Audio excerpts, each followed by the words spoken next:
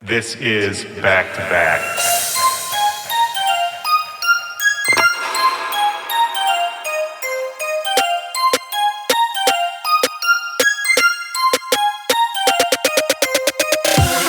Yo, what's up, Back to Backers? This is Willy Joy. Welcome to the show. This is Back to Back. This is my podcast. Happy to have you guys here. Happy to have you with me. How are you? How was your weekend? Are you guys feeling good? You feeling rested? You feeling ready to face the week? My guest on the show today is GTA, none other, Matt and Julio, straight out of Miami. I love these guys. We go way back. I've been wanting to have them on the show for a while, and we had a good-ass time recording this. Before we get into that conversation, I just want to make sure everyone who's listening is subscribed to the show. Go ahead and click the subscribe button on whatever app you're on, or if you're on SoundCloud, just follow the back-to-back page. I want you guys to get every single episode delivered to you. No problems, no fuss. I don't want you to miss one, because that would be sad. So don't be sad. I want you guys to be happy, and I want you to have every episode of this show. So go ahead and subscribe. And don't forget, you can hit me up at Willy Joy on all social media. And if you have any questions, comments on the show, you can email me at backtobackpod@gmail.com. I love hearing from you guys. I love responding to you, hearing your thoughts on the show, and I love reading your emails on the air. Today's email comes from Aaron, who says, "Hey, Willy, I'm from a small town in British Columbia, Canada, which is about a 1-hour drive outside of Vancouver. I'm one of the resident DJs at my local nightclub. Problem is, since it's a small town, it's not very popular, so it's hard to get any attention. My question is, how can I get myself booked into some of the more bigger, popular clubs like the ones in Vancouver? Who would I contact? Thanks." And then at the end, he says, "Keep up the great work. Love the show. Really helps me get inspired to go for my dreams." Well, thanks, man. That means a lot. That's definitely a goal of this show, is just kind of to bring the community together. No one's alone out here, even though it can feel like it. Music industry is tough, but I'm glad that you guys listening to me rambling and being an idiot helps some people. That's really nice to hear. So let's get into your question. There's a couple different answers to this question. The first and probably most obvious answer to this question is that you can get known for your production. So if you're a producer or an aspiring producer, you really have to get on your grind. You have to work. It's a full-time job. You have to do it for a while before you'll be good. But eventually, regardless of where you're living, if you're making really good music, that will rise to the top. People will notice it, and you will start getting bookings because of it. Now, that's not a quick fix. That takes a long time. But if your eventual goal is to be a touring DJ or a well-known producer, a popular producer, and someone who gets booked to play your own music, then this is the only route you can do. It's not an easy road. It's not a fast road, but it is the road. Production will take you everywhere. Now, on the other hand, if you're just trying to pick up some gigs, you want to expand the radius of the clubs you can play a little bit, you can do that too on a more local level. And what I would suggest is you basically have to start going to Vancouver and going to the clubs and the nights that you want to play at. In order for a community to accept you, you have to go be a part of that community, right? Basically, you just have to show up to the events that you would like to play at and become part of their culture. You know, go to them, pay money to get in the door, spend some time there, meet the people there, meet the people who run the events.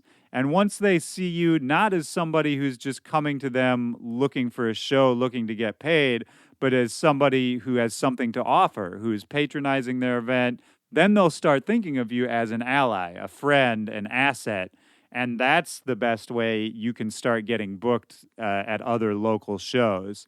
And, you know, to find out who to contact, I would just go online, go on Facebook, see what company is promoting them, see what you can find out about that company, and just go be a part of that community. That's how I did it a long time ago when I moved to Chicago. I've told this story on the show before. I just researched who was throwing interesting nights, interesting parties. I went to those nights, I met those people, became friends with many of them. And over time, those relationships just evolve to where they want to help you because you've helped them and you're a part of their lives. And that's it, man. You get back what you put in. I think that's the long and short of it. So hopefully that helps you, man. Shout out to British Columbia, Canada, one of my favorite places to go play. If you have a question for me, backtobackpod@gmail.com is the address. Send me your questions if you're looking for advice, if you're looking for help with an issue you're facing, musically, otherwise, I don't care, man. I just like reading your emails on the air. I like responding to you guys, talking to you guys, meeting everyone who's listening to the show. That means a lot to me, and I'm pretty active with it. I'll respond to you if you hit me up. All right, so let's get into today's episode with GTA. I don't know any group, any artist whose songs get more play from the DJ community at large than GTA. And I get into this with them a little bit in the interview. They appeal to such a wide variety of DJs and listeners and fans and artists. It's crazy. I can't really even think of anyone else who has the kind of breadth to their work that GTA has. And we go back a little ways. I've known Julio from GTA Jules a long time. Matt, I've met more recently, but we've known each other online for a long time. And I'm just a huge fan of these guys. They're great friends who are making great music. And those are the situations when you feel really lucky to be in the music community, when you're not only friends with somebody, but you're a fan of them too. Don't forget to pick up the GTA album, Good Times Ahead. Don't forget to check them out on tour. I'm going to put the link to their website where you can pick up all their music, all their show dates, everything. It's going to be in the description of this podcast. So let's get into this conversation right now. This is me and GTA back to back. Let's go.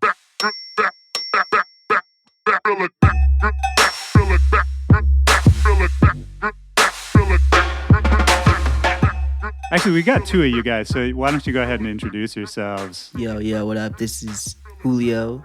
And I'm Matt. Yeah. And we're at my house. And you said you moved here like a year ago? Yeah, it's been about a year and a half, almost 2 years. Were you in Miami before then? Was it Miami straight to LA? No, that was been here for 4 years, so 2 years before that. Both of you guys, I feel like, are so rooted in Miami. Was it hard to leave, even though it made sense to leave? I think for us it was we had our skeptical moments, I guess, where we just had to kind of rethink it and really think about it, but it really worked out for us. We were scared at first because all we knew was Miami, and before we moved, we just started traveling a lot. So, and all your guys' family is back in Miami as well. Yeah. Were you born there, both you guys? Yeah. Born and raised. So I mean, what was that like as a kid growing up in Miami? Big family, small family? A lot of my family from Honduras moved when my parents moved, which was probably 10 years before I was born. And my whole family was out there and they lived blocks away from me. So it was really cool just being able to grow up and have my aunt, living in the same complex as me, and my grandma living 2 blocks from me and stuff like that. And then also just being able to experience what the 90s were in Miami, with DJ Laz and my parents always putting on salsa music from, what's the radio station that's the salsa? It was 98 point something. 98.3? Yeah, 98.3. Well, yeah, I mean, just growing up in that whole scene and experiencing that culture, man. Was Latin music a big thing in your childhood? Yeah, for sure. Huge. Yeah. Pretty much anyone growing up in Miami, it's going to be a big well, part of course. Their life, yeah. Where are you from, or where's your family from, Matt? I'm Cuban Hungarian. Okay. That's an interesting combination. Yeah. How'd that work? Kind of weird. So my grandfather on my dad's side was born in Budapest. And then when he was younger, he just came over to the U.S. And I guess that was during the Bay of Pigs kind of time period. And right. He joined the military, the Marines, and then was stationed down in Guantanamo, where he met my grandma. And they did their business. moved to the U.S. You know, However that works, I assume I'll find out one day. Science. my dad was pooped out. The pooped out thing took me a minute. For you, what music was early in your childhood? Was it all Latin music? A bit of everything actually, and I think that kind of has to do with how our music has kind of come together as well. Because we both kind of grew up listening to everything. The Latin music was huge coming up. My grandparents would always be blasting, salsa and merengue and a ton of different vinyls and stuff like that. My mom and her brother were very into like disco and that whole era. He was kind of living in San Francisco for a long time during the whole like disco era and stuff. So he had a ton of disco influence there. I had one of my cousins' fathers, which I guess would be an uncle, right? Yeah. Technically, that's the word. Another uncle of mine was, very into classic rock and, well, pretty much anything really. So he would teach me a lot about classic rock and, at around the same time, like alternative rock and like new metal and all that stuff was coming up in high school. So it's just like a huge clusterfuck of music and sounds. And that's what I was always involved in. Hip hop and rap was obviously huge growing up in the 90s and the 2000s. Were you playing music at the time, playing instruments, making music as a kid? Yeah. I was coming out of like 8th grade. Around that time, I started to pick up the guitar. I had a little acoustic guitar and I would literally just play it every single night of my life. And then I wanted to record myself and try to make a song. So I started picking up like Ableton and all these different DAWs and production programs and stuff like that. What kind of music were you trying to make at that point? At that time, I was just trying to shred. Yeah. Fuck yeah. Straight shred. I really loved Pantera and Dimebag Darrell and like everything that he did. I was super into like Slipknot and Korn and all the fucking new metal stuff. Same. Especially like all the classic rock stuff as well. And just anything that had 6 solos and would just let me shred. Were you in bands at the time? Like the school bands and stuff. But not metal bands? No, not metal bands. That's a bummer, man. Maybe you got to get back to it. Yeah, I mean, I've tried with Julio. Me and Julio have been, making up a screamo band as of late. Is that right? Yeah, been dabbling. Are you the screamer? Yes, Julio is. You got to hear him scream. Yeah, I'm actually a pretty good screamer. That's the next GTA tour right there. If you follow us on Instagram and like the social medias and stuff like that, you'll definitely see Julio screaming. Yeah, I have a lot of those nights. But that's cool, man. I grew up kind of the exact same way. Like I grew up singing in metal bands and all the new metal stuff was huge for me. And you and I, Julio, I think connected over System of a Down back in the day, which I know is a big band for you guys in general. Yeah, you were the one who told me about all the unreleased stuff. And I just found like this whole playlist on YouTube of like unreleased from like their first demo tape. I think you were telling me about. Yeah. Because I did like street team promo for them back in the day when I was like 15, 16. And so I have like an actual literal cassette demo tape of System of a Down. Damn.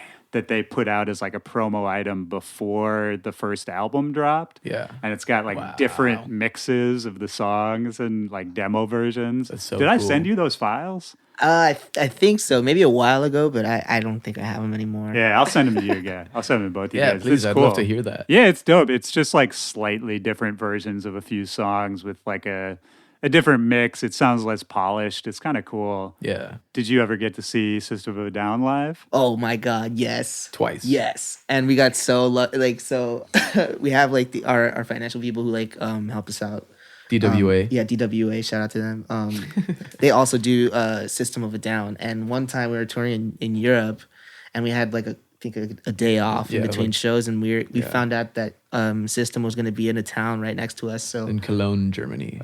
So we literally just went. It was not next to us. We rerouted our entire tour just to go to this show. It was so dope. It was worth it, and we got sorted with tickets, and we got to see them in Germany for the first time. We've been fans like forever. We've never seen them, right? And it was just a crazy experience seeing like a whole stadium sold out.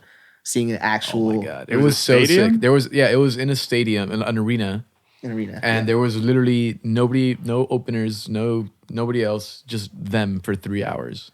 Damn. It was sick. It was sold out. The entire stadium like fucking knew every word, just like we did. So much beer, so much screaming. It was so fucking cool. Man, I would love to see them at that level because it's like I forget how big they are They're now. huge, man. Yeah, It's so legendary. so big. So what about you, Julio, as far as like early music? Were you making music, playing music as a kid?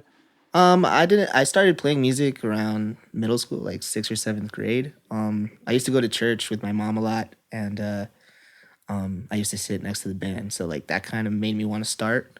So like the drummer in the band like kind of taught me how to play drums, and I dabbled in guitar a little bit, but I didn't really start playing music till I joined band in 7th grade, and I picked up the trumpet. I played the trumpet too, man. That's crazy. Oh, for sure, dude. Do you know how many DJs were trumpet players? It's surprising because I mean, you know, there's so many like instrumentalists now too that I've met, and like it's so funny to see that most of them are trumpet players. Dude, even through this show, I've learned like AC Slater was a trumpet player. I did what? Really? Yeah, AC Slater. Fuck, there's another one. My listeners are gonna get mad because I don't remember, but somebody else I just had on the show is a trumpet player. It's like every DJ, man. It's weird. I don't know what it is. It's cool, man. I mean, I always thought it was a cool thing to like know, you know, just how to write and play and read music. But you know, I was playing music since 7th grade. You know, played trumpet through high school, and I went to college for a little bit for it. He also was in bands. Yeah, I played in salsa bands and stuff like that. You were screaming in the salsa band. Yeah, well, I played in salsa, like local salsa bands, but I also did, you know, like punk ska and like that kind of thing. Tight. I had my phases. He skanks. He could skank. It's all right. You don't have to be embarrassed. No, man, it was good times, man. But yeah, you know, after that, like I was in college, and I kind of just lost interest in playing instruments, and at the same time, I also Gained a great friend. I did, yeah. That's when I added my best friend on Facebook. Aw. Yeah. Man, it was cool, man. I mean, just I actually I got into electronic music around that time, and I went and I worked at Ultra with my cousin, and he like What were you doing at Ultra? I was working hospitality at the Carl Cox tent. And Sick. so I didn't know anything about electronic music, let alone like techno like that or anything. So So was it just like a random job? Like, yeah, I mean, literally it was just to make some money on the weekend. I think I made like $100, and it was a lot of work, but you know, yeah.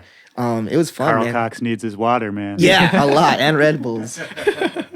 Yeah, but it was sick, man. I mean, just And was that your point of entry into electronic music? Like going to Ultra? yeah, basically. That's crazy. I never knew anything about it, and then I literally just in that weekend I like found out about WMC and like how much it was popping, and so then I got to see Diplo, I got to see like Major Lazer, and that's when I was just like, dude, this is crazy. And around that same time, I had met Matt and was starting to get into production, and That was in college you guys met? yeah, around like 2nd, 3rd year of college. What were you guys in college for? Like, did you always think it was going to be music in the end, or did No. what were you doing in college then? Absolutely nothing. You're right. No, but yeah, I think I was just like a business major, just like whatever bullshit that is. Yeah, just kind of following the path you're supposed to follow. Yeah. And I hated it so much. I tried to like it. I really did. I really tried, but I just hated it so much. And, you know, everything I'd been told about, you know, oh, once you get out of high school, you're going to be able to, you know, pursue what you want and like do all this shit. And it was essentially just the same regurgitated shit over again. Right. And I hated it. Was that kind of, I think a lot of people have to strike those deals with their family or whoever Yeah. that like, you know, I'll reach a certain level, I'll do what you want for a certain amount of time, and then I get to do what I want. Was Yeah. it kind of similar that way? Like Pretty- an obligation to go to college? Pretty much. I mean, my parents were never too pushy because I don't know. I guess I was just lucky that way. But they were never too pushy. They just wanted me to never like not do something, which is their whole thing. Which is like, hey, you know, if you really love music and you want to like work towards music stuff a lot, like just, you know, at least keep going to school or something. You know, like try to go to school for music or something. You know, just try to do something. Sure, yeah. They want you to at least have a backup plan or Right, exactly. the preparation, yeah. And, you know, I was really lucky with that. And they were, you know, very supportive for a lot of what I was doing. And for, you know, for a long time, I wasn't really, I mean, not really much was happening. And I ended up going to SAE, School of Audio Engineering in Miami.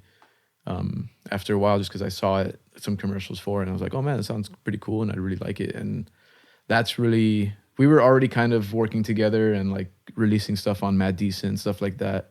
So you were going to school even after that time Mm-hmm. for engineering. That's interesting. So it was really funny, actually. While I was going to school at SAE, that's when, right around the time Booty Bounce was coming out on Mad Decent. And one of my teachers, Frank El Medico, which is now greatly known by a lot of people in the dance music world, he was my teacher. And he had to master Booty Bounce for Mad Decent because he was working with them and Wes and stuff. Oh, wow.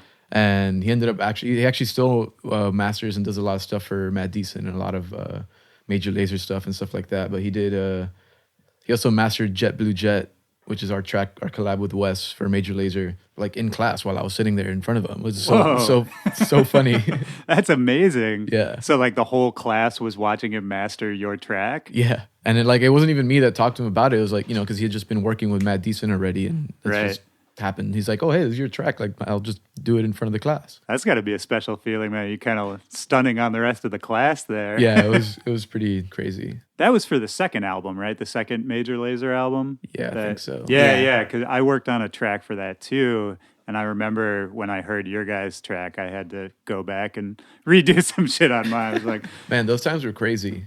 Like all those times, especially with all the production and everything going on those days, like it was like a free-for-all, man. Yeah, I do kind of miss those days of just when everybody was getting into the game and no one was really established yet. And I mean, there's plenty of advantages to what we're doing now, being established and having careers. But those early days, I was thinking about you too, Julio, with the Moombaton stuff. So I think that's how we met originally, right? Yeah, I think we met when you were living in DC. We were at a Moombaton Massive. At U-Haul. Right. Classic. Yeah. And that's probably where I met you. Yeah. Because Julio got booked, Yeah. and then I just came with him because I was like, damn, this sounds so dope. And Munchi was there, and everyone. Yep. Those were legendary nights too, Yes, man. Shout out to Dave Nada too. Shout out to Dave Nada. Yeah, I got to get him on this show. Yo, I mean, and Matt too, and Matt, yeah, dude, Nada Strom, dude. Fuck, like we would not have been here without guys like them, guys like Craze, Diplo.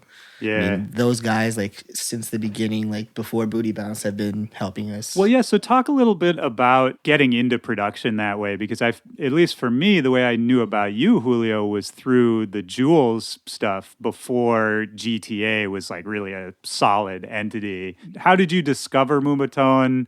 Or actually, even before that, what were you making before you found Moombaton? I was like, kind of just doing stuff with Matt, just learning how to produce. So like kind of, I don't know, techie booty house kind of stuff, and then also like rap beats mostly. Just experimenting. Yeah, just like edits and Jules' board stuff, I guess. Like making his parents really angry. Yeah, just really annoying. You were producing at your parents' house? Yeah, I mean, I was just trying to learn how to produce mostly. But when I discovered Moombaton through SoundCloud, I remember it was through a Dylan Francis song. What was the first one? Master Blaster. And I was like, oh, this is dope. Classic. And then I started looking through his profile, and then I saw Munchi stuff, and then I was like, wow. Yeah. This is incredible. And then The Godfather. Yeah. Another unsung legend, man. Yeah, dude.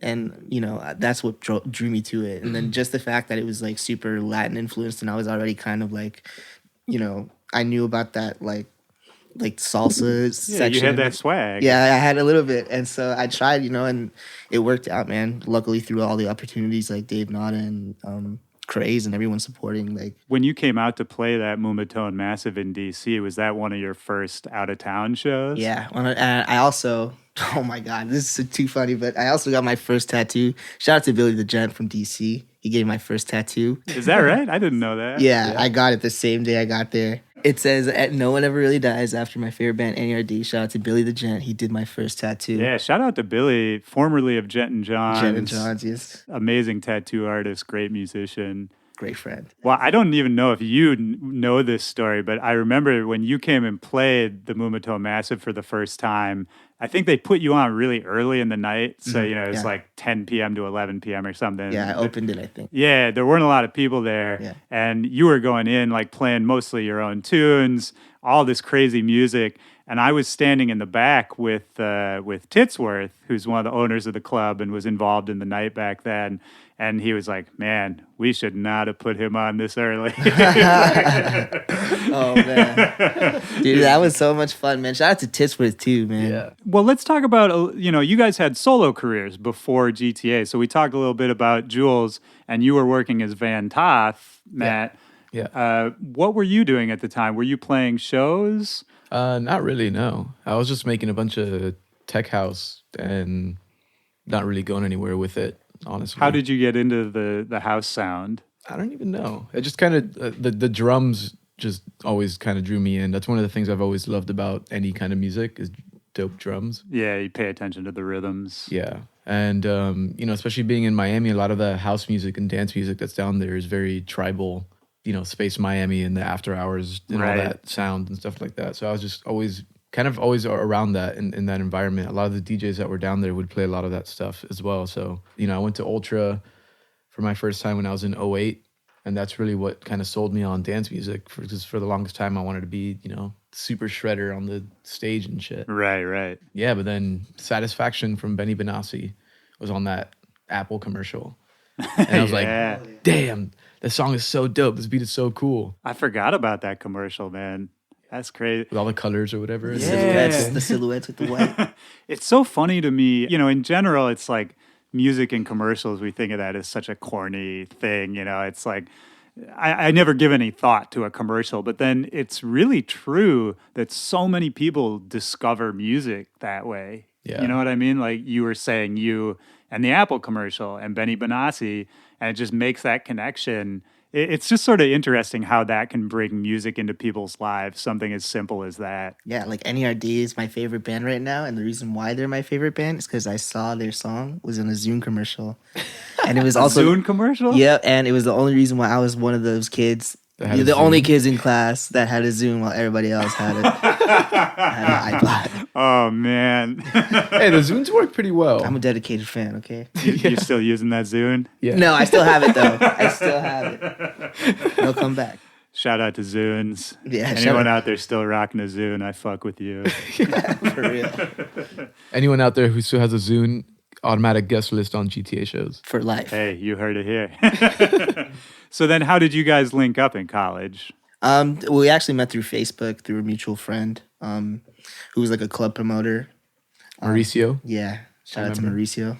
We still remember you. You know, we're both producing music on our own, had our own like SoundClouds and stuff. And he was like, oh, hey, you know, I know this guy making tracks and vice versa. Check it out. And then we just kind of started talking on Facebook and like kind of met up like a few days later and hung out, jammed out to System of a Down. Literally hung out one day. The next day we started working. And that first song that we worked on a few months later, Julio had saw that Afrojack had just started his label. And he was like, oh, hey, send demos to this email, Afrojack at whatever, gmail.com. Yeah, he responded.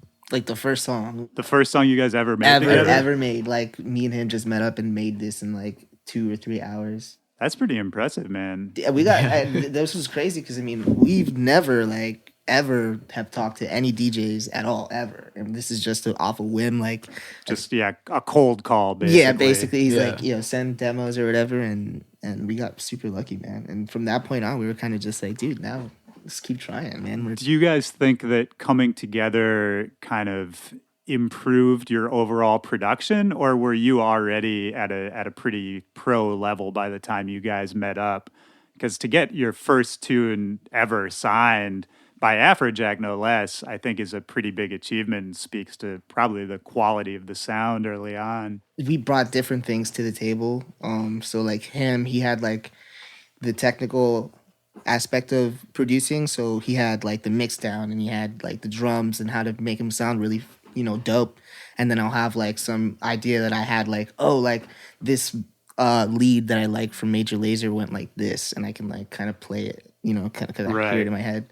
And then, or, like just random ideas that I'll like see from a major laser show or some crazy like thing like that. I'm just like, man, we should just do something like that. That's kind of how it started, you know. I was still learning how to produce at that time. Like, Yeah. Well, and how has it evolved over time? Do you guys handle one area of production more than another? Like, is one person doing the drums, another person doing the synths, or is it sort of a mixture of both? I mean, it's kind of a mixture of both. And I mean, especially I went to audio engineering school after that, all that, which definitely helped me with all the technical stuff because I now know what everything does. Yeah. You know, a huge piece that I'm still missing that Julio's really, really good at is pretty much anything musical.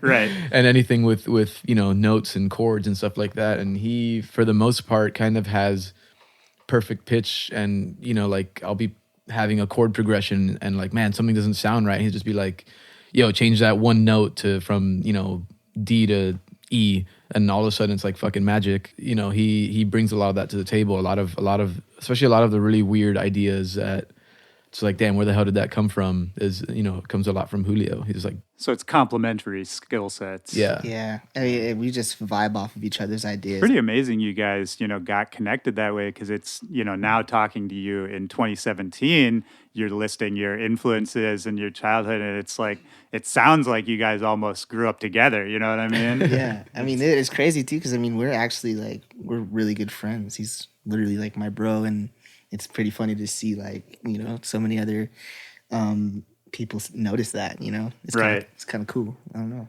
High five. Oh, yeah. yeah, It's true though, and I think that's, I mean, we're joking, but it's worth pointing out because you see a lot of other people who work together in the music world that aren't best friends, you Yeah. know? And that was one of the things that really surprised me when I really started to get into the industry is how many people were kind of just maintaining a business relationship and not an actual friendship, you know? And yeah. And that's not a knock to any of those people, but to me, that just seemed like, man, that's got to be so hard and just stressful. I don't know. Yeah. I mean, it's like you have to take other people into consideration if you're in a group, like whether it's 5 or 2 people, you know, like you can't put yourself before that person. And I think the one reason why we're super cool together is just because we're both not that kind of dude to be like me first, you know. So after the Afrojack record, what was the progression there? Did things move pretty quickly? Were you just getting tunes signed and? I think now it seems quick, but at the time it definitely wasn't. You know, like all these things would happen months, half a year at a time.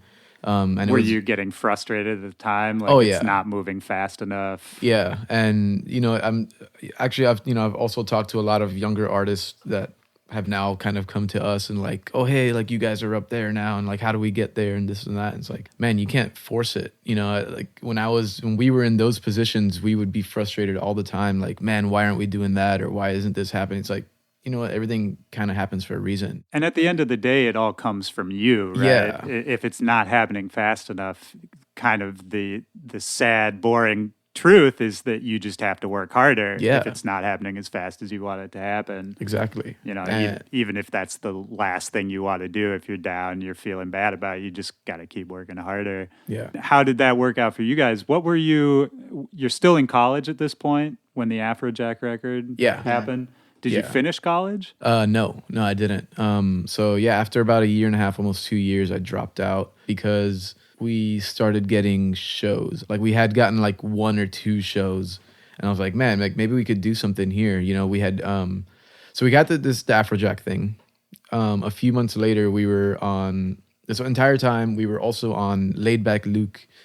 Shout out Laid Back Luke, was a huge guy that put us on. On his forum, he had a forum that you could submit your track and he would respond with like critiques and, you know. Right. Yeah. That was a big deal for a while. Yeah. And it was huge for a long time. And there's actually a ton of artists that are big now that started on there as well. It's interesting. I think there's 2 schools. There's either the people who started on the Laid Back Luke forum or the people who started on the Hollerboard, like Hollertronics forum, which is the side I came from. But I feel like almost every DJ we know was on one of those 2. It's funny how it works, man. It's such a, you know, we can travel all over, we can play to lots of people, but at the end of the day, we were, you know, 100 kids on a message board. Yeah. And I mean, even speaking on that now, man, like being in the music business this long, it's so crazy how small world everything is. Literally everywhere around the world, everyone's like knows the same people. It's so funny. Yeah, and it's a funny thing where if you run into somebody, even somebody you might not know that well, but just somebody in that world, there's that connection, you know? I was in Japan earlier this year. It's the first time I'd been to Japan. I was really stoked, but also kind of anxious, you know, anytime you go to a new place. And I showed up there, and just randomly, there were maybe 5 or 6 other DJs kind of running around the country at the same time. Yeah. And once I found that out, and once we linked up, I just felt so good. I was like, okay, you know, my people are here. I'll be fine. It's cool, Yeah. man. Just like meeting people that are experiencing life the same way you are. I mean, Because it's a weird life to live, right? being a touring DJ is, man, like you see a lot of stuff that a lot of people do not get to see, and you know, it's cool to see other people experiencing it. Yeah. And know those feels. Yeah, Right. Because the whole lifestyle, it's hard to explain to Yeah. someone who doesn't do it. You know, even people who are close to me, friends who I've known for a decade, they know what I do, but then they kind of also don't know what I do. You know what I mean? Because they just haven't experienced it. It's crazy. We've like literally been everywhere, but haven't really been there. Right. Like it's such a weird concept. Yeah. And on paper, it sounds and is so much different than how it actually is. And, you know, like I have family and a bunch of people that are like, oh man, you there? I can't believe you're there. But then I'm like, okay, but look at my routing and like how I'm getting there and what it takes to get to all those places, how long we actually spend there. Right. And I mean, there's only been not complaining or anything at all about it, but you really don't. I've been on every continent, you know, in the world to almost so many different You've countries. been to Antarctica? Well, sorry, not Antarctica. Almost. I was going to be really impressed. That's the next one, though. Who's going to do a show on it in Antarctica? Probably Diplo, right? Probably, definitely Diplo. For the penguins, man. For the penguins. I mean, they got a research station out there. He could go play Yeah. for like those 50, you know, ice people. Yeah, but yeah, I've been to so many different places, but you know, only spent like I've been to Hungary, Budapest twice now within the past 2 years, and we've only spent a max of like 12 hours there in both times. Wow. So no time to explore your Yeah. roots.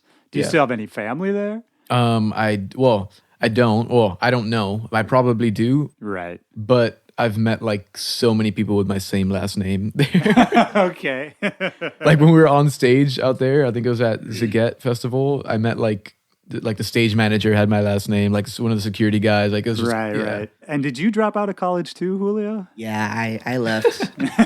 Oh, hey, yeah, you dropped out too, huh? Yeah. Hell yeah, I did. Yeah. Well, it seems like you guys were following the same path at that point. I was like in school for jazz performance, but I wasn't gonna really do anything with that. And then at the same time, I also wasn't really working, playing trumpet, you know, like for bands or anything. Right. I just didn't really care to play, so I also really just hated school, period. So I was just like, nah. And were you guys, as far as money and living situation goes, were you still living at home at that point? Yeah, I lived with my parents till I moved here. I mean, I had no car, nothing. So Matt would pick me up and we'd just go to the studio. Mm-hmm. And I was still living with my mom as well.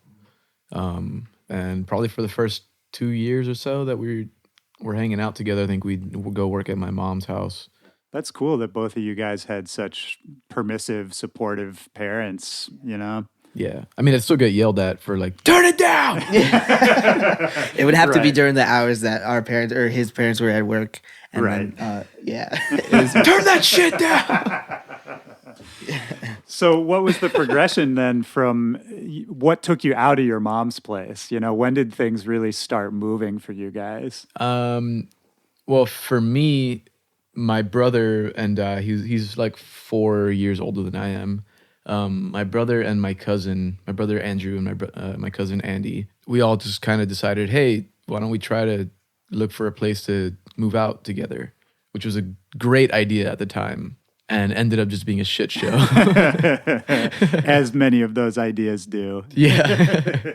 I mean, yeah, you know, it's just everybody first time moving out of their parents' house, you know, has no idea what responsibility is, anything like that. We literally found a shithole in Miami Springs, which is just north of Miami Airport, Oh, yeah. Okay. which is a great little area. I still love that area a lot. But the place that we found, it was a 3-bedroom, 1-bath place. And it wasn't really 3-bedroom. They just made it that way. They put up a curtain? Yeah, there was curtains up. We literally we had no curtains actually. We had tablecloths that we nailed to the Oh, man. Yes. to the window sills and stuff like that. This is rapidly approaching Oh, trap yeah. house territory. This Borderline was- a trap house. This yeah. was literally, it was pretty much a trap house, not gonna lie. How long were you there? We were there for a year and a half, I think, or 2 years, I think. Did you know at that time that it was kind of a trap house, or was it at that time just the first place and kind of new Oh, and yeah. exciting? At that time, I mean, it looked like heaven. You know, Right. just like, oh man, I'm get to go out of mom's house. We're gonna do fucking parties every night. You know, like all this shit. But then we do like our first party and we have to clean up the whole place and it's fucking trashed and like, God, I don't want to do that again. Until the next day, my brother's like, oh hey, I have a bunch of people coming over today, and this guy's bringing a keg, and I'm like, oh shit. And were you guys pretty serious about music at that point? Working a lot? Yeah, we'd We were worked a trying ton. to, yeah, we would meet up at least like 5 times a week and just work hours and hours on end on just anything. And Yeah, but it wasn't necessarily to like, oh, let's make like a giant career out of this and do it. It was just for fun, and we'd hang out, play video games, like eat chicken nuggets all day. yeah, Chick-fil-A. There's Play a lot video of games. a lot of Chick-fil-A sauce went into the music. Yeah. Smoke hookah, yeah, all that stuff, man. It was super fun, man. And at that time, it was just we were still learning so much about music, you know, and like how to make it and what we wanted to make, you know. And was a music career a goal at that point, or was it just strictly? Yeah, it was still having just fun? having fun. Yeah, because we were still going to college and kind of hating it and not sure what to do. We just knew that this thing we were doing was really fun and that, you know, it was making us happy. So was there a moment when you realized, hey, this could be a thing, this could be a career? I would say the year that we had our first billboard, or not billboard, Beatport. Jeez, subtle brag. When I got a Billboard #1, that's when I thought there might be something to We it. had it.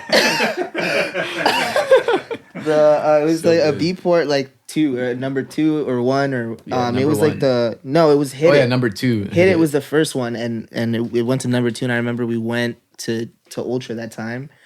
We like we bought tickets that year, and I remember we were like walking around with our friends having the best time and watching like most DJs like play the song. Yeah, Hit It. And I remember that was like when I was like, dude, it's so crazy. We don't know any of these people, but we saw like Who was the first DJ to play your guys' stuff out in a major way? Well, one of the big ones was Steve Angelo, I guess. Well, wait, no, at that time before that was Booty Bounce.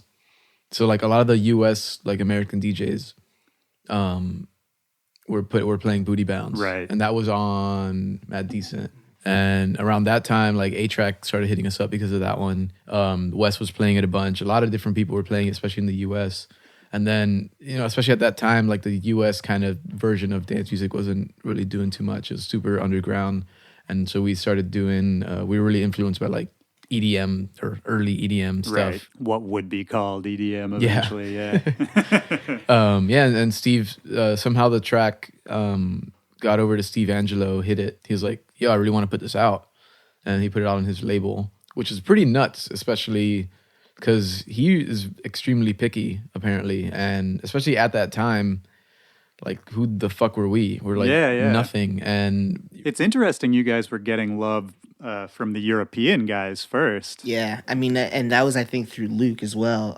Just you know him helping us out, and I think that's pretty rare. Usually it's the flip, you know. You Yeah. start at home and then eventually the Euro guys find out about you. I think that actually helped us a lot as well, because it kind of gave us a different angle for a lot of people. You know, like we were doing a lot of stuff with the European guys, and then, you know, a lot of that stuff kind of blew up, and then the US, like it kind of came over to the US, but we were already kind of messing, Right. like fucking with those guys. Yeah, and I was thinking about that on the way over here actually, because you know if the releases had been flipped a little, like say if Booty Bounce was the first tune to come out, and you kind of immediately were one of the Mad Decent guys, you know that's more common of a career path, I think, for a lot of people who do what we do and make the kind of music that we make. And so I would agree with you, man. I think the Euro angle made it really more unique. And do you guys think it changed your music a little, or changed the way you thought about producing when you sort of realized that there was this European audience and you guys were working with them off the bat? I think so. Because a lot of that stuff that we were working on around that time was like very progressive in that lane.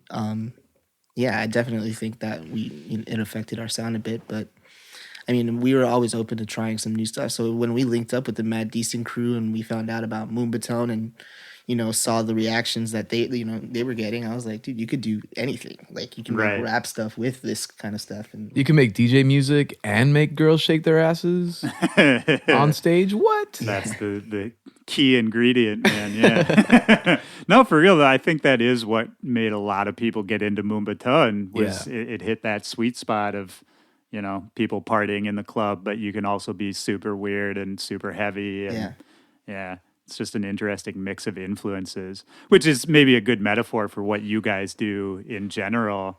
I was thinking about that too, as far as, obviously, I mean, your whole brand is death to genres and you make whatever you want to make.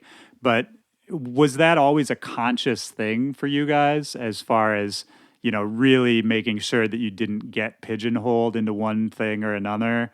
Because I think, your first record comes out with Afrojack.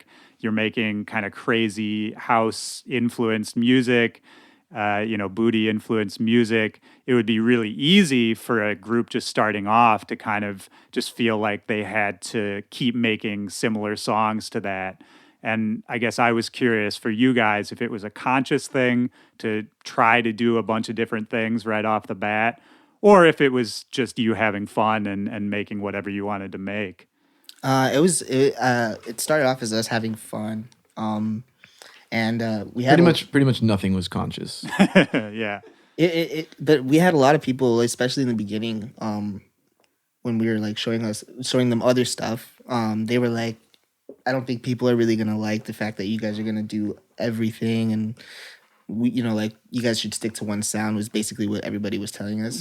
Did you have management at that time? We probably got management like right when we met, didn't we?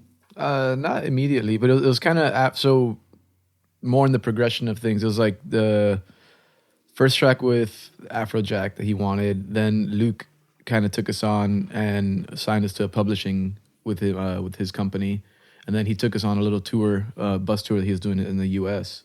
And then from there, we made Booty Bounce and he started talking to Wes through his Moonbatone stuff around that time. Right. I think around the time that we signed the publishing is when we met Stevie, our manager, Stevie Dreyer. That was on Facebook as well. He just like kind of hit us up out of the blue.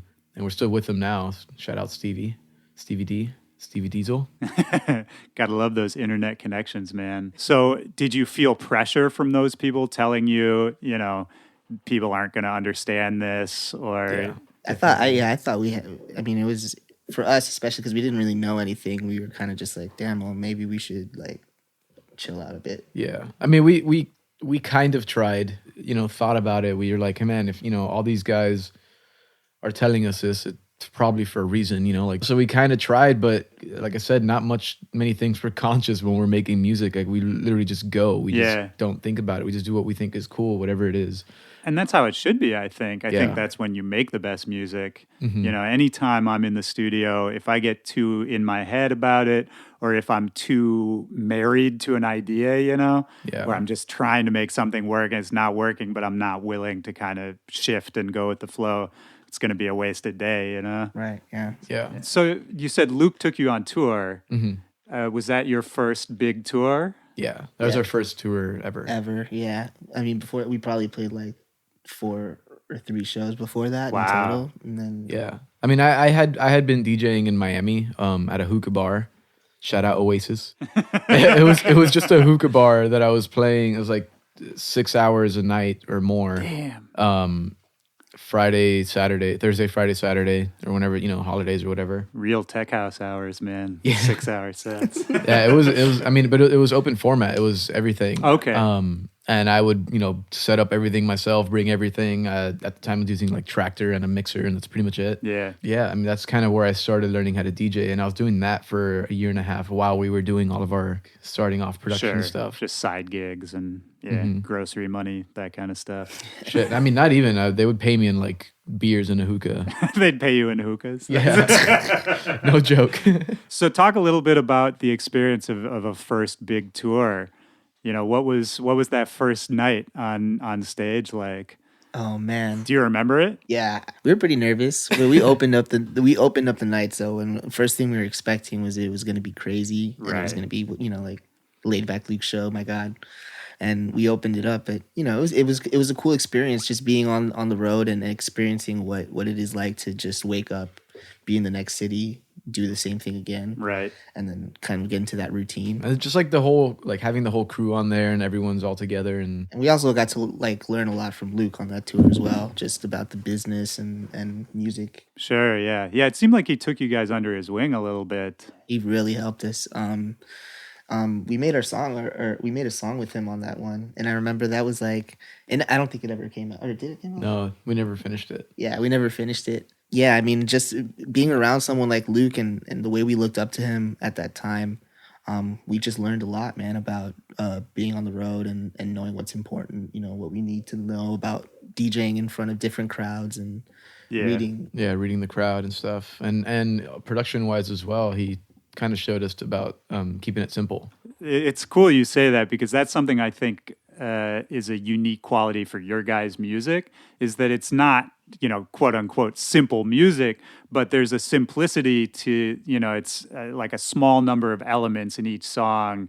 And there's kind of this efficiency to it where it seems like every element is there for a reason. It serves a purpose. I don't know the right word. Like, how would you describe it? Do you know what I mean? Yeah. I feel like the one main lesson we've learned from not just Luke, but a lot of producers and DJs is less is more. And that was one thing we stressed on for a long time, because we have so many ideas and it's so easy for us, especially with two people, like just to put a bunch of ideas in there and be like, right. A lot of times you'll find that even if you just take out like, some of the bigger elements on these ideas, like it comes out to be different, but it's like it'll grow on you. I think it's definitely better, especially for any younger producers and stuff listening now. If you feel like you have a lot of, or if you could see that there's a lot of stuff going on in your tracks and stuff like that, take away, like really think about it and be like, man, do I really need, all these different sounds, like these extra shakers or like this or that? And I mean, you'll see a majority of the time you don't, and it sounds better like that. Yeah. And, or you'll build the track into like this whole other thing and like change the song like 5 times in the same song. It's like, it's great. And that's an awesome producer flex, but not many people are really going to care. And right.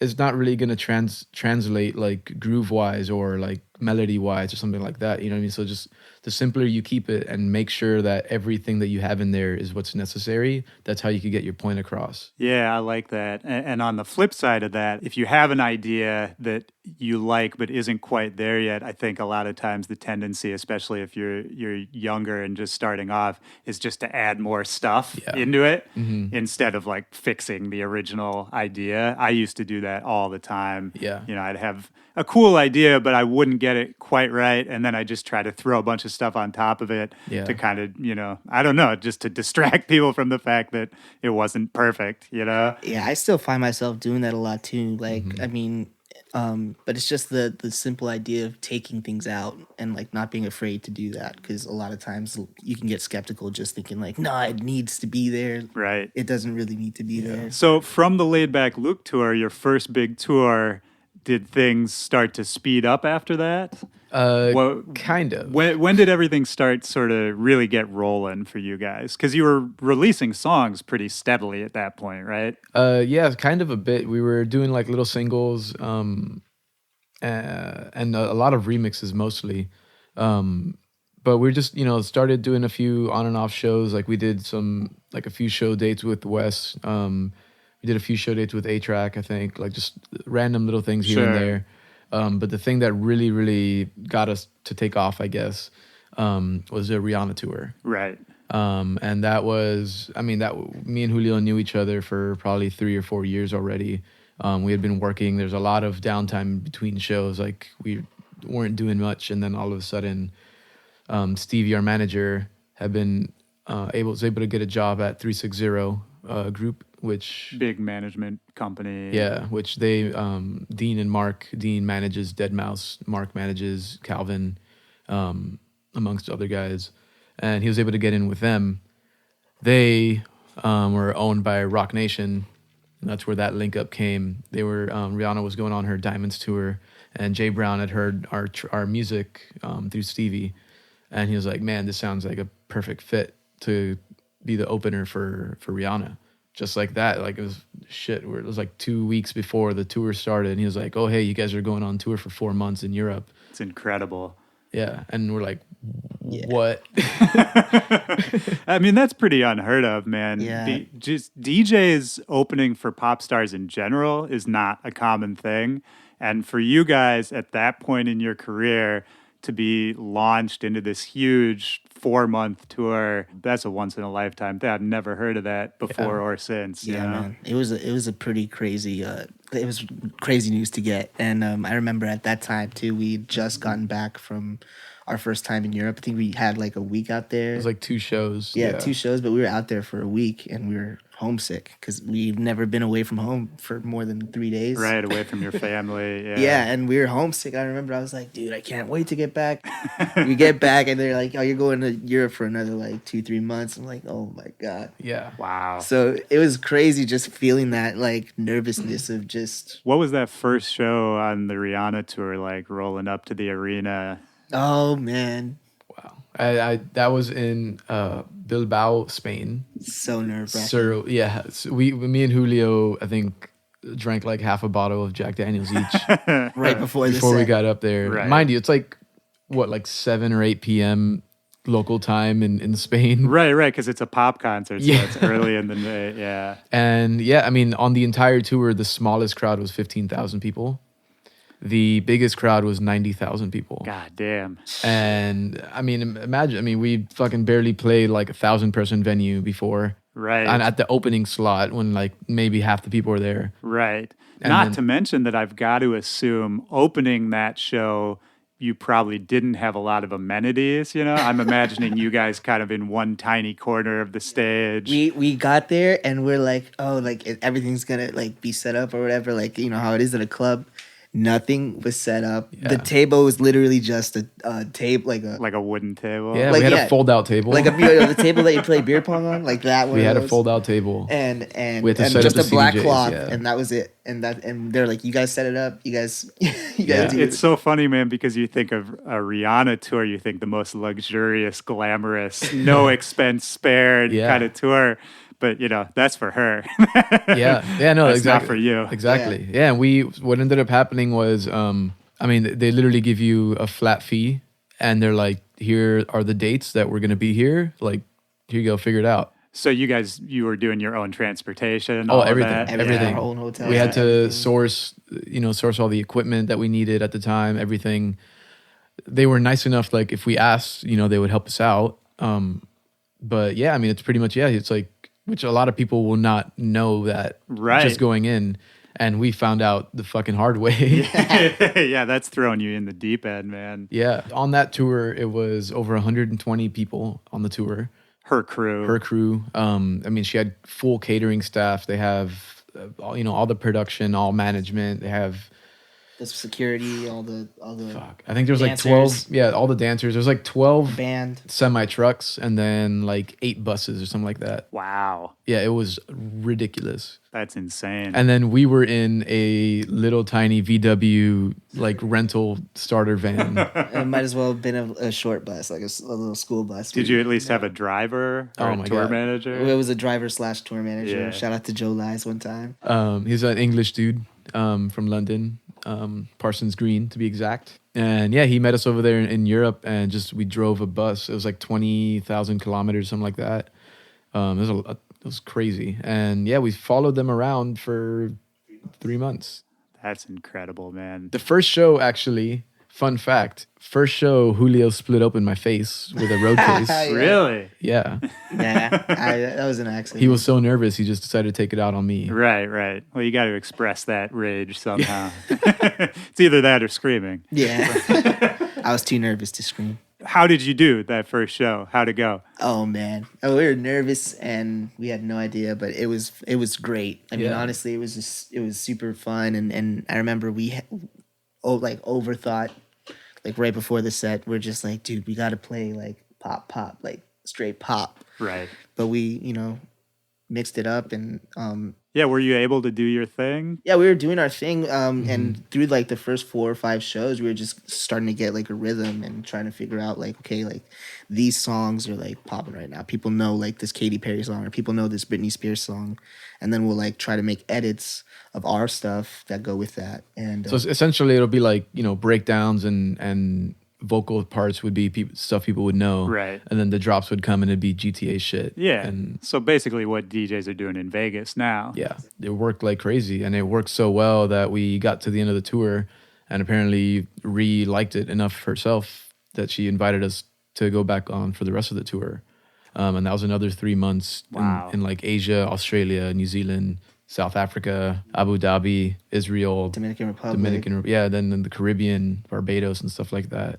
That's amazing. What a journey, man. It's I mean, and that was in the span of just 6 months, like of us just of doing that and experiencing touring like that, Pretty much literally 0 to 100. like a crash course. Did you get to hang out with Rihanna? Was she watching the sets ever, or were you guys talking backstage? There was a few times, yeah. And I mean, she knew us by name. She would come and ask us, like she's super personable. It's just, like such an awesome chick. Like she really is. Holy shit. Super cool. And we've got to hang out with her a couple times. Like one time in Australia, she came to like this bar at like 4 a.m. Like we didn't even know she was gonna be there. She just came and she introduced, like she's just like, hey, you guys are the DJs, right? And came over, said, I love you guys. You guys are super cool.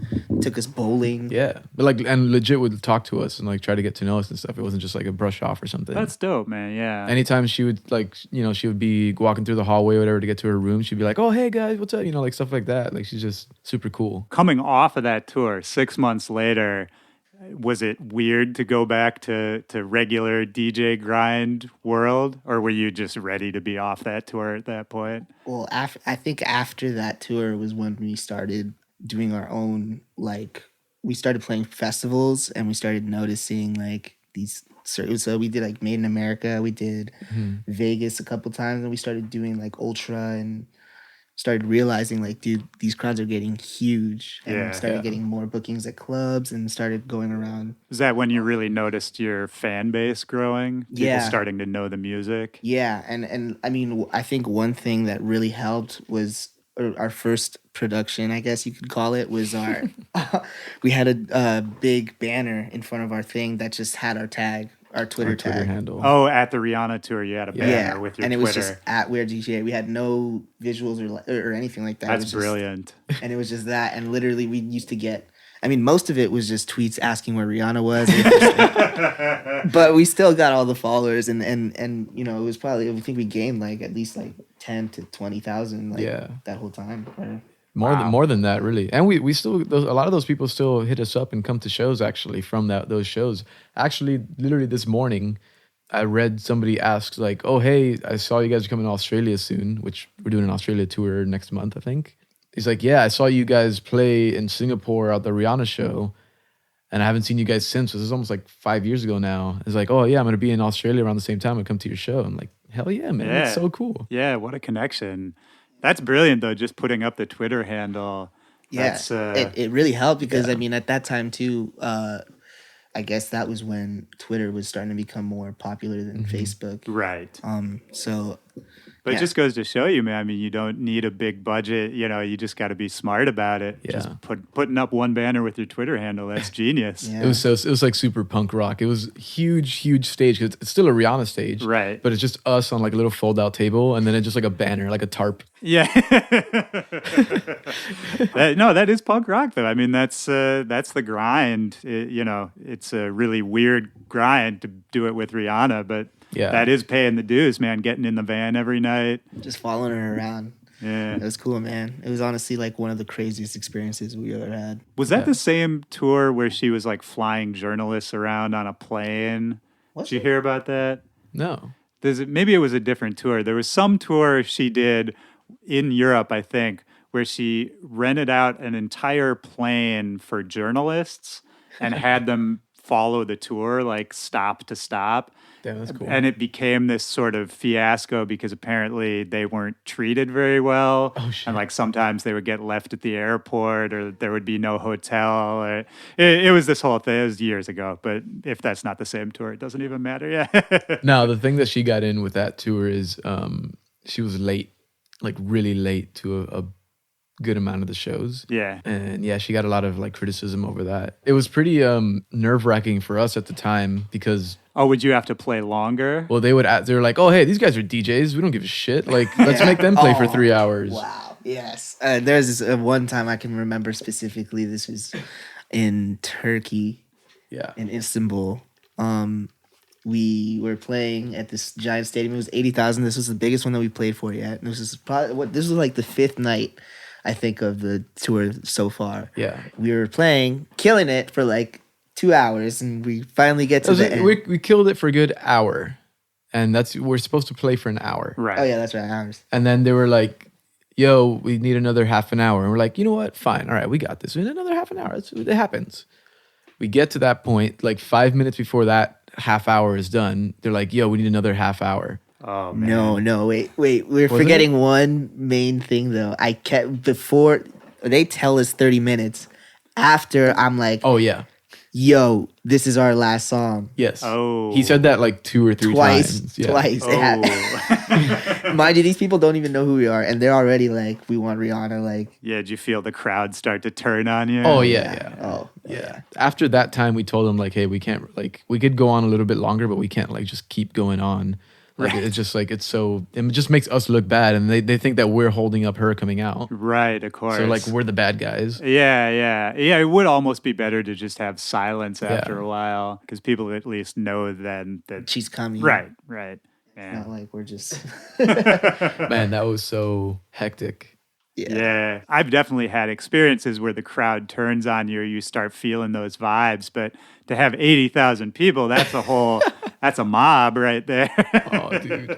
Yeah, Another good one that happened on there was like somewhere in France, I forget, like halfway through the tour. I think we had like 20 minutes left on our set, on our first hour of the set, and our mixer died. Just literally just Ooh. died. And we're What'd just you do? we tried to fix it, and Yeah, while like, we were I got trying to- Stage? Yeah, we were trying to and like. Julio was like trying to salvage what was left like on the mic. He's like, "Make some, everybody! Are you ready for Rihanna?" And they're like, "Yeah!" And so we like started a Rihanna chant, and then we found out we couldn't fix it, so we just walked off stage. It's so funny. I mean, honestly, that's for the best, man. Yeah. Yeah. You didn't want to stay up there doing your stand-up comedy routine, you know? Airline food. What about it? Well, man, I mean, I could listen to these stories all day. This is fascinating to me, but I want to move forward a little bit. It's just so we're not making a 3-hour podcast here. So once you get back, you start getting on festivals yourself. You're building the GTA movement a bit. What happens in between the time of the Rihanna tour and the thought of making an album? You know, how did you get from point A to point B? I mean, one of the big things that happened from there, we went on a bunch of other tours, a lot of support stuff for like Skrillex and Floss. Sure, yeah. You know, a bunch of other big acts, especially over here in the U.S. at the time. How did you meet Skrillex initially? He kind of just, I think he like DM'd us one day or something. Yeah, he DM'd us, and we met up in San Francisco on his, I think it was on his tour, and he like called us up. He was like, "Hey guys, stay a day later, like come chill with me in the studio," and we ended up just bonding. He was like super cool, obviously like one of the nicest dudes. Nicest dude ever. And he kind of just took us from there. Like, you know, he started the whole Ausla thing, and that's when all that started blowing up for him. Yeah, you know, just more tours, more shows, more festivals. And then it got to probably a year or so after the Rihanna tour. We did this tour with Calvin and Tiesto. I think it's called the Greater Than Tour. That's another crazy bill to be opening for. Yeah. And I mean, we did that tour in the UK. Yeah, it was all like 5 shows in the UK, and they didn't do any more from there. But on the show in London, we signed a record deal, and we signed that with Warner Brothers. Had they been kind of courting you up to that point? Yeah, kind of. So 36. What ended up happening was 360. They opened their own branch at Warner. Right, it's like a sub label. Yeah. 360 Records, and we were their first signing, and sold this whole thing on the record deal and all that. And we're super stoked. We're literally in the room with like Calvin and Rita Ora, I think he was dating at the time, and like a bunch of these other people, like bottles of Ace of Spades and all this shit. Wow. And they're like, the real major label yeah. experience, Yeah, right? yeah. oh, it was nuts. Like we just finished playing the show, like this arena festival that for Tiesto and Calvin or whatever, and then like, yeah, here, come sign this shit and do this and drink this bottle. That's straight out of a movie, man. Yeah. And it was great, and it was awesome, and all those guys are awesome. And then from there, we kind of, no real plans to necessarily do an album per se, but we're just like, hey, like we could do EPs with these guys, and they'll push it out and show you guys what they're made of and stuff like that. And we ended up doing 2 EPs, Death to Genres 1 and 2. Did remixes, like remix albums for those, with like Kill the Noise and a bunch of those other friends and stuff like that. I love that Kill the Noise remix. Yeah, it's so I hard. play that every day. Yeah. Just for fun. I love that tune. So hard, yeah. Actually, I hadn't heard it in a while, and then I heard it again recently. I was like, damn, we should probably play that more. Bring that back. Yeah. And I love too, this is getting into the nerdy territory, but the way he like mixed and mastered it. Oh, yeah. I love that he didn't just crush it, Yeah. Like there's room for the song to breathe, if you know what I mean. Like, Yeah. He's one of the main guys too that told us less is more, Yeah. and like mix downs especially. Well, he was one of the guys too. I think everyone's perception of him is that he's this incredible like sonic scientist, which he is, but at the same time, so much of what he does is based off of just his ear and his feeling, and it's, for me, I like tools, so I'll use, analyzers to look at the sonic spectrum, see where things are hitting. And then I talk to him, and I would ask him, why did you change this, or why did you make this song sound that way? He was like, I don't know, it sounded good to me. And that kind of blew my mind too, which is, again, keep it simple. If it sounds good, just roll with it. Yeah. If it's got the good vibe, just roll with it. To double up on that yet again, there's a bunch of stuff that I learned in SAE that I was already doing random stuff, like production-wise, myself, that I thought sounded great, but then I would show my teachers, or they would show me stuff, and they're like, yeah, like, that's not really the right way to do that. Like, nobody does it. Well, I don't really give a shit. It sounds cool. Right, right. And I think that's part of your guys' sound, I think, is the production of it, the mixing and the mastering and the engineering. I can always tell, you guys make music in a bunch of different genres, a bunch of different styles, but I feel like I can always tell the engineering. I'm like, oh, that was Julio and Matt. Hell yeah. Yeah. Thank you, man. Not to go too deep into it, but I mean, how did that develop, the mixing and the mastering? How did you learn? I mean, most of it was through Matt and his ear. Yeah. He has a really trained ear. Was that all from school? Like, well, a lot of it was just me messing around. I listened to a lot of like Noisia and stuff like that. Yeah. And just, fuck, how do I get those drums to hit every single time? And like try to do all these certain things. And, you just start learning like, oh, don't hold out the bass note the whole entire time. Like, give the track more room to breathe. And sure enough, it makes it sound better overall. And sidechain certain things to even the snare, so that the snare fucking pops out more. Yeah. And just different little tricks like that. Like, you start learning that less is more. And when everything is just like going out of whack everywhere, that's when it sounds all muddy and messy, like reverbs that Right. have the low end still there, like starts fucking with the bass line and stuff like that. And so what was your guys' experience on a major label versus, all the independent releases you had done up to that point? Was there a big difference? Did you have more cooks in the kitchen? I felt like it was just a lot of overthinking on our end, and also it was more of a process rather, like a lot of waiting and a lot of getting things right and in order. Was that frustrating? I mean, for us, yeah, because we've never have gone through that process, and we always kind of felt like, dude, we just want to put this out. Yeah. It's a lot more time consuming. There are a lot more cooks in the kitchen. Did you feel kinda like- restricted at any point? Like you couldn't not- do what you wanted to do? Not really. If anything, that came like from within ourselves, but not, nothing. They never told us to like, oh, do this or do that. Oh, that's good. Which we're really lucky because we've heard a lot of people have the opposite. Yeah, 100%, especially for dance music. And I think that's just because when we were ready for the album and we were putting together the actual album, we wanted it to be in a direction that a major label could do a lot with. It was mostly vocally driven. Right. It Not was a lot of drops. Yeah, Yeah. a lot of drops.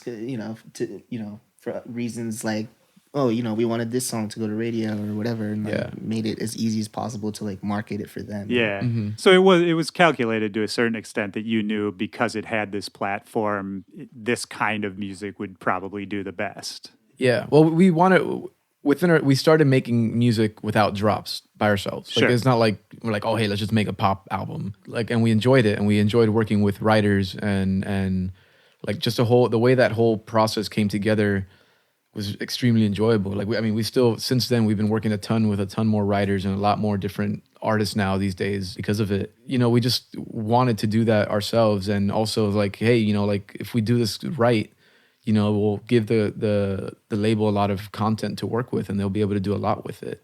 And if you really think about it, if you're being honest, that's going to go much further than a fucking 8-minute tech house song. Absolutely, yeah. And It's smart looking at the future of dance music and electronic music and where everything is heading too, because I think all of us love what we do, but everything has its day and its cycle, Yeah. And I think now that we're seeing so much of whatever you want to call it, EDM, electronic production coming into pop music, I think that's where a lot of people's eyes and ears are starting to turn, Yeah.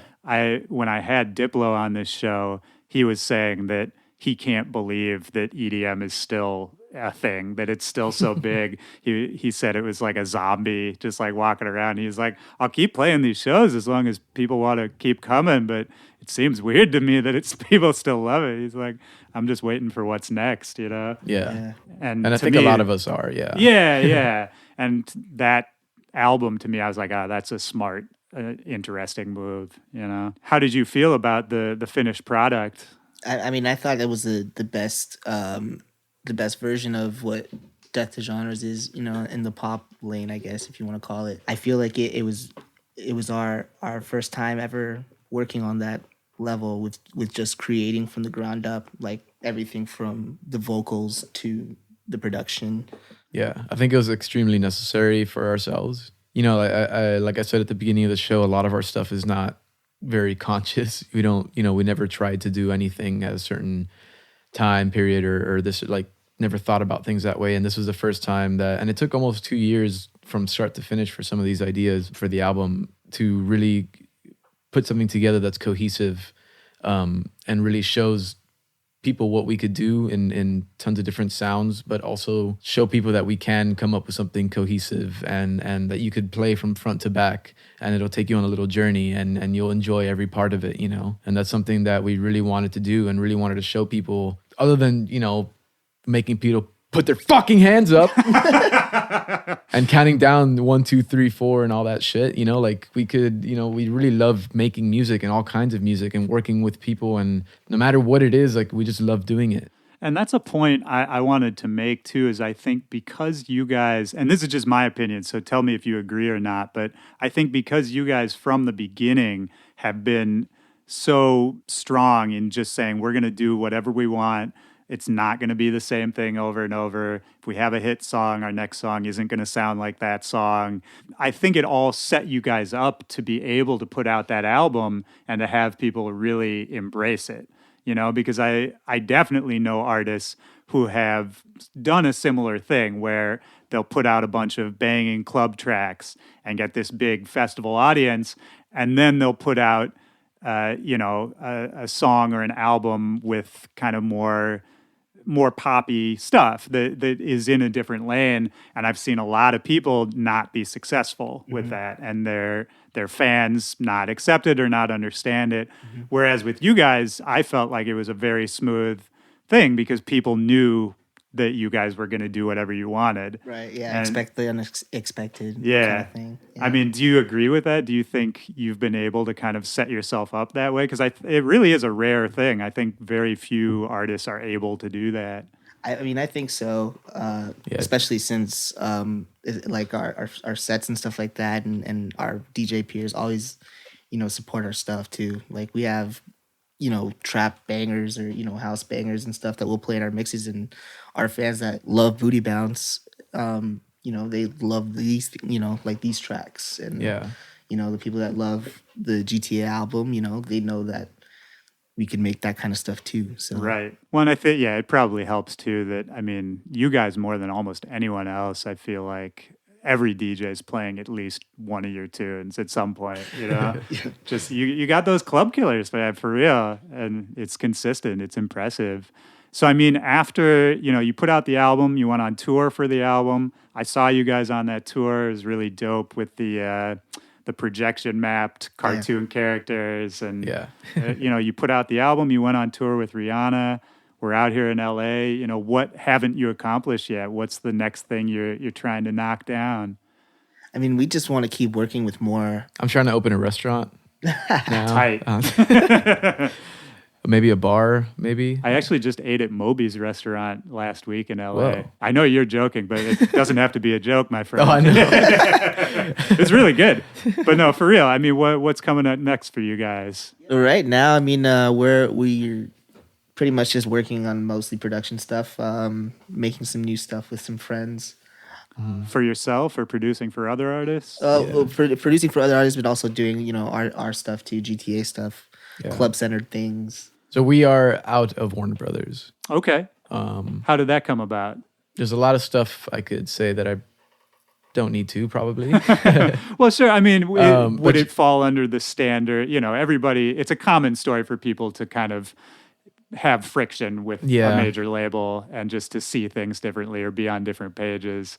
Would it fall under that category generally? Yeah, pretty much. I mean, I just think, what ended up happening, the whole 360 record, all that stuff ended up falling apart. So we were stuck in this kind of weird gray zone where we were brought onto this label, but that label doesn't necessarily want us on there for the most part. Right. Not that they didn't, because once we got to know them and they got to know us, they were very helpful and everything. But it's just the way it all came about was kind of a weird gray area. Pretty much everything that happened for us and with us for the most part was just because of our own doing. Our own team that we put together, a lot of our own stuff. So what ended up happening at the end of it and after the album, which did amazingly well for us, and we loved everything about it, and we learned a lot through the whole process. We just think it's not for us right now to do again. Right. We'd gone through a lot of back and forth with Warner Brothers, which a lot of people between then and now, other bands in other genres have had a lot of problems with Warner Brothers, with a lot of the same issues. And we were just, we ended up essentially building up a case and having enough evidence to show that you guys are kind of fucking dropping the ball here. Right. And they're, after a few times of months and months of bullshit, they're finally like, you know what, fine. Yeah. Yeah, we were thankfully pretty much able to get out, and now we're starting to work with like Mad Decent and Fool's Gold and Ausla. And Cool, kind of back to the roots. yeah, and just kind of, getting back to, where all of our friends are on and start working with a bunch more people. We had some issues with collabs before. Like we had 2 tracks that we wanted to come out before, like during the whole album cycle and everything, but the label wouldn't let us put it out with our name on it. Right, yeah. So, I mean, that's one major thing with working with the majors is they can kind of control your release schedule. I've talked to other people who had major problems with that. Which I get it. I understand. Like they're putting all this money behind this project for you to like take attention away from it. I understand. Like I totally get it. It just sucks. And I also don't think in our world and the world that those club tracks would have been in, it would not have affected the album at all. Yeah, I mean, that's, one of those classic old school major label versus new school indie internet era. Right. That it's so hard to convince someone who comes from the old system that this new system of kind of just putting a song out whenever you feel like it and not having so much of a giant plan behind it for a year. Yeah. It's going to help you in the end. Yeah. So that's kind of where we're at now. And now next month, it'll be a year since we put out the album. We haven't put out any music since, really, other than like productions that we've done for other people, like the Vince Staples record, Love Can Be, on Big Fish. We just put out this track with Jarena DeMarco on Mad Decent called Shut the Fuck Up. I just got the promo for that. Yeah, that tune is dope. Yeah, we made that with Jarena during the whole album. She's also featured on the album on the first song, True Romance. And yeah, we've just been working on a bunch of new club stuff, a bunch of new festival stuff, a lot of collabs with, people that we all know, like, Dylan Francis, Wax Motif, all those guys. Yeah. Yeah, just fucking working, man. Touring. We've been playing a bunch of shows and getting this EP together that we've been working on to hopefully come out soon. Is this more of a Death to Genres Part 3 kind of idea? I think so. Maybe. I don't think we've made up our mind yet, but it's kind of looking that way. Yeah. Yeah. Well, that's great, man. I feel the underground calling. No, but to be real, I think we've reached this point in festival culture, in electronic music, EDM, whatever you want to call it, where there's a saturation point, right? Yeah. And a lot of it has been feeling very stagnant and very much just the same thing after the same thing. So it's cool to hear you guys are coming back to those roots, and I feel like it needs to get shaken up a little bit. Yeah. We're just gonna bring our own, GTA Latin flavor and, get back to what we love doing, which is just making people dance, having fun, and bring good times ahead. Sounded like you were reading that off a cue card. You're legally obligated to say that in this interview.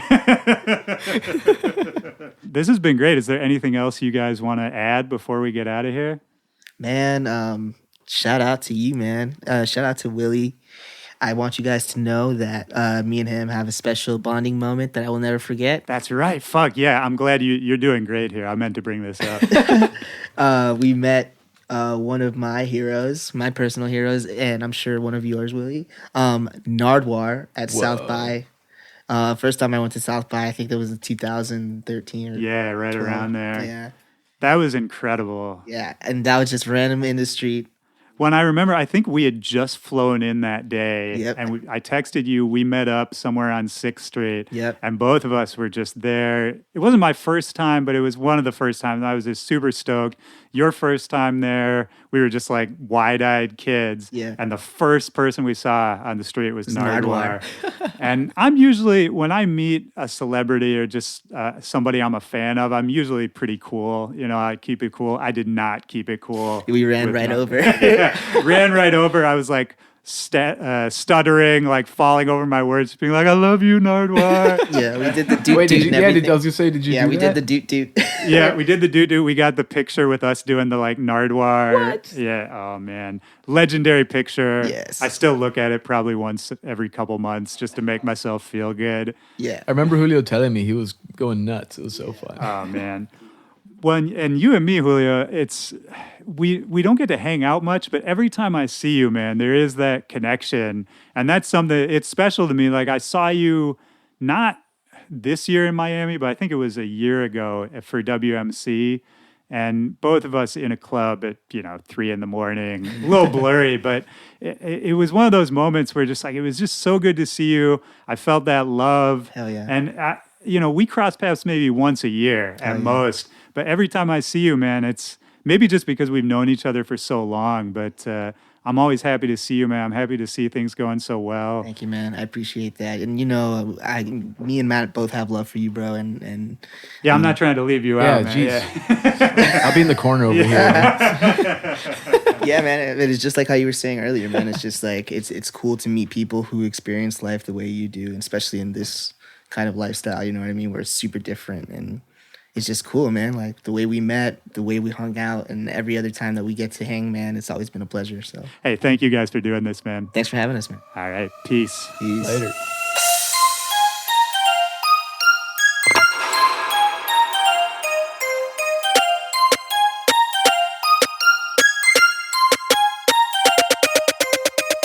All right, that's the show. I want to thank GTA so much for sitting down with me. It was so good to see you guys. Like I said in the conversation, I probably get to see these guys maybe once a year, but when I do, man, it's just like seeing old friends, just like old times again. And yeah, we just had a blast. I'm sure you guys could tell. My name is Willy Joy. You can holler at me at all social media at Willy Joy, or you can email me. backtobackpod@gmail.com is the email address. Send me your questions. I want to respond to your guys' emails. I want to help you out, give you advice. I'll even take your abuse if you're mad at me. But, why would you be mad at me? This is a great show. And hey, go check out GTA, buy the album, go see them on tour. Link is in the description of this show. My name is Willy Joy. I think I already said that. We got some great episodes coming up this month for you. This is Back to Back. I love you guys. I'll talk to you next week. Peace.